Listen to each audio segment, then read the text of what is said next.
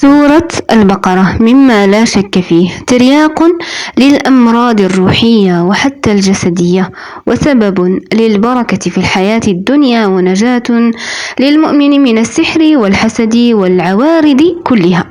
نعم، لقول النبي صلى الله عليه وسلم: اقرأوا سورة البقرة فإن أخذها بركة وتركها حسرة ولا تستطيعها البطلة. رواه مسلم. وعن أبي هريرة رضي الله عنه أن رسول الله صلى الله عليه وسلم قال: لا تجعلوا بيوتكم مقابر، إن الشيطان ينفر من البيت الذي تقرأ فيه سورة البقرة. رواه مسلم. وقال رسول الله صلى الله عليه وسلم أيضا: إن لكل شيء سناما، وسنام القرآن سورة البقرة، من قرأها في بيته ليلا لم يدخل الشيطان بيته 3 ليال. إذن فضل سورة البقرة على قارئها ثابت ومؤكد.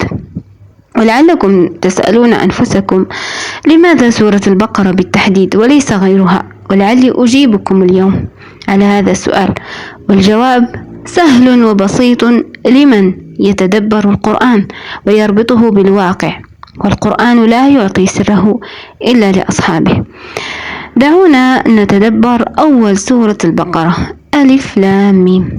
قال رسول الله صلى الله عليه وسلم: من قرأ حرفا من كتاب الله فله به حسنة، والحسنة ب10 أمثالها.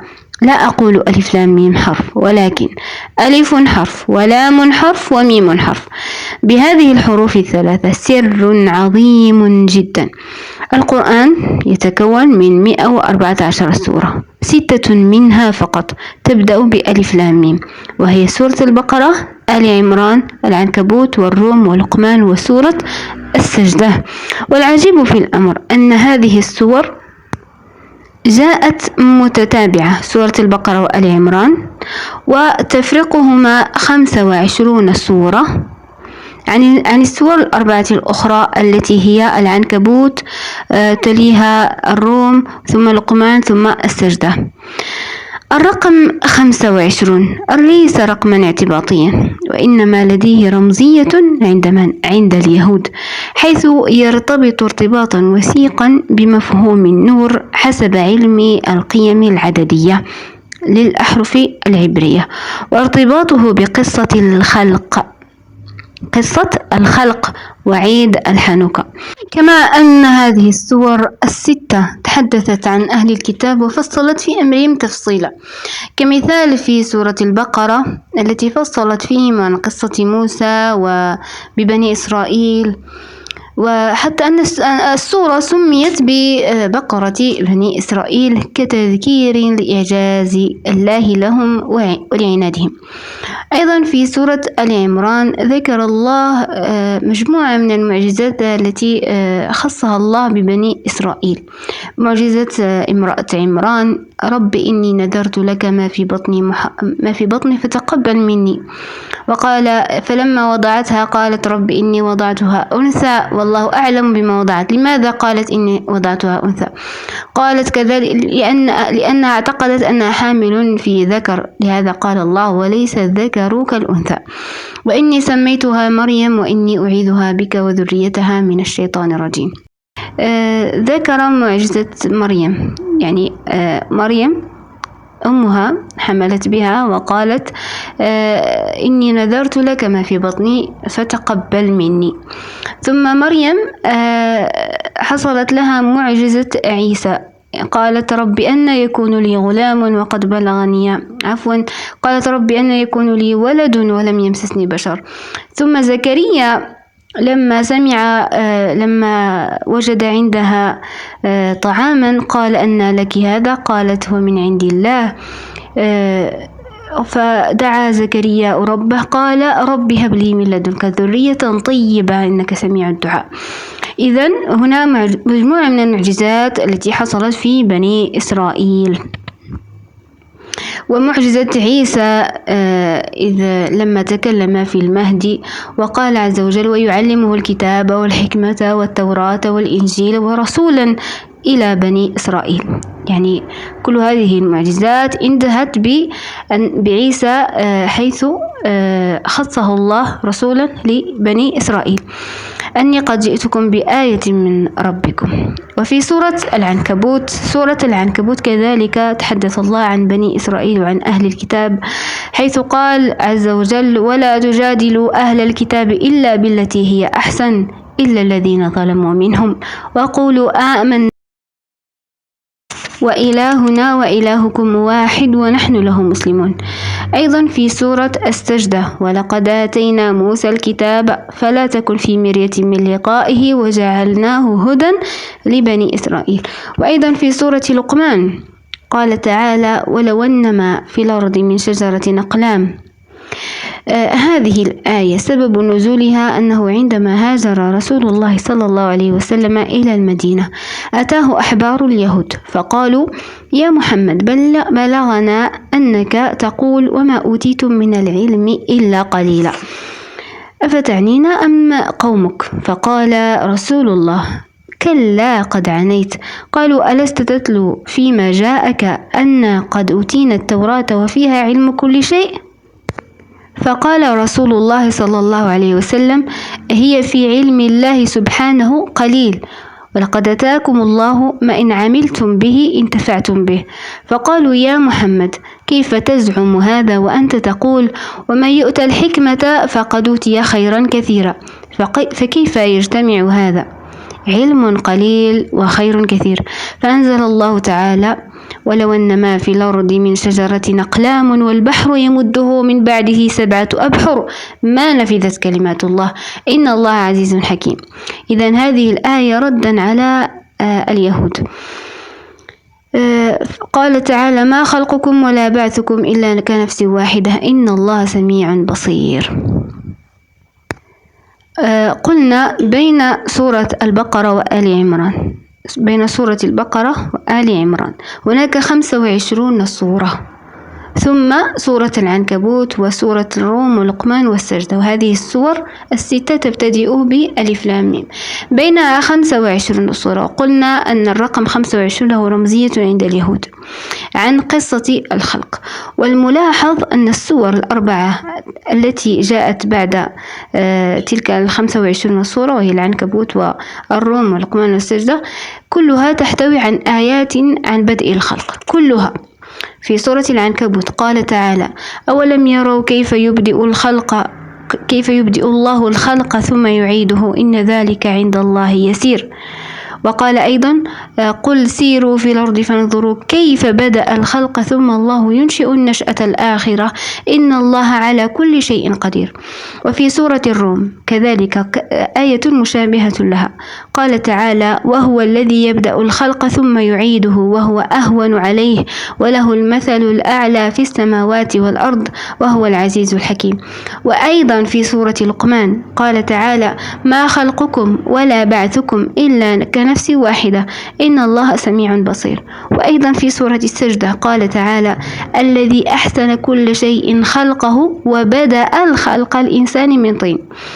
وآية أخرى قال عز وجل: وقالوا وإذا ضللنا في الأرض إنا لفي خلق جديد، تأكيد على أن الخطاب موجه لليهود باعتبارهم هم الضالون في الأرض.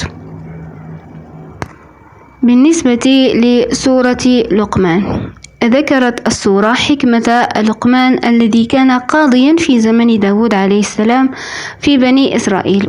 ولا ننسى أن لقمان أتاه الله الحكمة كما قال عز وجل. وهنا دليل على أن هذه السور مرتبطة بسورة البقرة، وهذه السور 6 بما فيها سورة البقرة مرتبطة بموضوع واحد وهو بني إسرائيل وموضوع الحكمة. قال تعالى في سورة البقرة: ومن أوتي الحكمة فقد أوتي خيرا كثيرا. نعم، القرآن مترابط يشرح بعضه بعضا. قال تعالى: ولقد آتينا لقمان الحكمة ماذا؟ أن نشكر لله ومن يشكر فإنما يشكر لنفسه ومن كفر فإن الله غني حميد. إذا هنا إشارة ويبين لنا ما هي الحكمة، والحكمة في وصايا لقمان لابنه. نعم، قال يا بني لا تشرك بالله. أولا قبل أن لا نشرك بالله يجب أن نشكر الله، أن نشكر لله، ومن يشكر فإنما يشكر لنفسه. هذا من الحكمة، أن تشكر الله، هذا من الحكمة. قال لقمان، وصى لقمان ابنه قال يا بني لا تشرك بالله، يا بني أقم الصلاة وأمر بالمعروف وانهى عن المنكر واصبر على ما أصابك ولا تصعر خدك للناس ولا تمشي في الأرض مرحا واقصد في مشيك واغضض من صوتك. إذا هذه الحكمة، لقمان يعلمنا الحكمة ويقول ألا نشرك بالله. التوحيد من الحكمة. الإنسان المشرك هو إنسان غير حكيم. يا بني أقم الصلاة، الإنسان الذي لا يصلي هو إنسان غير حكيم. الإنسان الذي لا يأمر بالمعروف إنسان غير حكيم. الإنسان الذي يرى المنكر ولا ينهى عنه إنسان غير حكيم. الإنسان الذي لا يصبر واصبر على ما أصابك إنسان غير حكيم. إذا الحكمة تتجلى في هذه الأمور: شكر الله، عدم الإشراك بالله يعني التوحيد، إقامة الصلاة، والأمر بالمعروف والنهي عن المنكر، والصبر على ما أصابك، الصبر على الابتلاءات، الصبر على كل شيء. وقال أيضا ولا تصعر خدك للناس، يعني لا تتكبر على الناس، لا يعني أعطي تواضع للناس، ولا تمشي في الأرض مرحا، لا تكون إنسان مهمل لا يعرف أن الآخرة ستأتي يوما. واقصد في مشيك واغضض من صوتك. اقصد في مشيك يعني يجب أن يكون لك هدف في حياتك. واغضض من صوتك يعني أن الإنسان الذي يصرخ إنسان لا يفكر، إنسان غير عاقل، وبالتالي هو إنسان غير حكيم. هذه إشارة في سورة لقمان يعلمنا الله الحكمة التي سألنا ما هي الحكمة لما قال عز وجل في سورة البقرة ومن أوتي الحكمة فقد أوتي خيرا كثيرا. إذا من اتصف بهذه الصفات فقد أوتي خيرا كثيرا، والله أعلم. وأما في سورة الروم نلاحظ أن الآيات تتحدث عن النصر، وأن الله لا يخلف وعده، وكأنها تلميح وتثبيت للمؤمنين لما يجري الآن في العالم. قال تعالى غلبت الروم وهم من بعد غلبهم سيغلبون في بضع سنين. وقال لله الأمر من قبل ومن بعد ويومئذ يفرح المؤمنون. بماذا سيفرحون؟ قال بنصر من الله ينصر من يشاء وهو العزيز الرحيم. وعد الله لا يخلف الله وعده ولكن أكثر الناس لا يعلمون. أليست تلميح؟ ثم قال أولم يسيروا في الأرض فينظروا كيف كان عاقبة الذين من قبلهم كانوا أشد منهم قوة وأثاروا الأرض وعمروها أكثر مما عمروها وجاءتهم رسلهم بالبينات فما كان الله ليظلمهم ولكن كانوا أنفسهم يظلمون. ثم قال تعالى وله الحمد في السماوات والأرض وعشيا وحين تظهرون. آخر آية في سورة الروم تأكيد على أن وعد الله حق. آخر آية قال تعالى فاصبر إن وعد الله حق ولا يستخفنك الذين لا يوقنون. قال تعالى فاصبر إن وعد الله حق ولا يستخفنك الذين لا يوقنون. اللهم انصر إخواننا في غزة والمسلمين في كل بقاع الأرض يا أرحم الراحمين. قال تعالى أيضا لتجدن أشد الناس عداوة للذين آمنوا اليهود والذين أشركوا. وقال أيضا ولن ترضى عنك اليهود ولا النصارى حتى تتبع ملتهم. إذن السر في عظمة سورة البقرة هم بنو إسرائيل، لأن الآن من يحكم العالم؟ من يمتلك شركات التصنيع؟ من يحكم العالم غذائيا وسلاحيا وكل شيء من جميع الجهات؟ هم، أكيد هم.